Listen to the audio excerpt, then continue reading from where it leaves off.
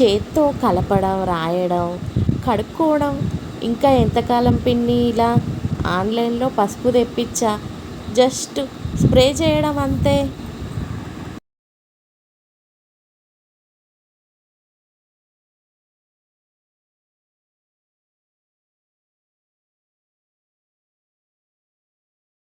మనిద్దరం రోజు రోజుకి లావెక్కిపోతున్నాం. మనం డైటింగ్ చేస్తే మంచిదేమోనే.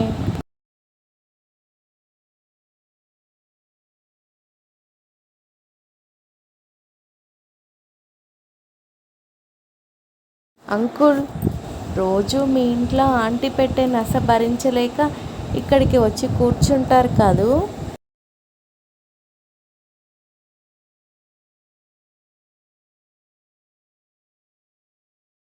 ఢిల్లీ ప్రజలకు షాక్. శబ్ద కాలుష్యానికి పాల్పడితే ₹1,00,000 జరిమానా. చెప్తే నమ్మట్లేదు సార్.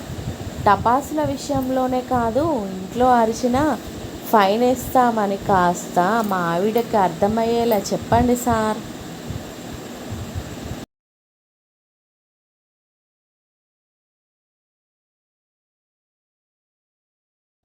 ఇదిగో చిట్టి, ఇప్పుడే చెప్తున్నా. తెర మీద రాజసులోచన వచ్చినప్పుడు నా కళ్ళజోడు లాక్కున్నావంటే ఇక నీతో సినిమాకే రాను అంతే.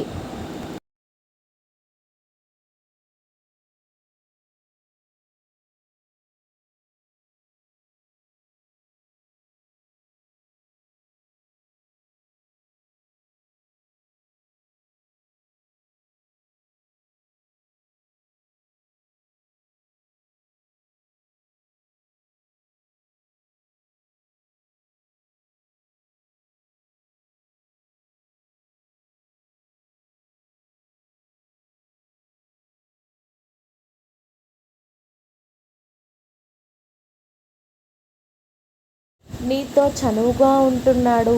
అసలు వీడెవడు అని మీ గురించి అడుగుతున్నాడు.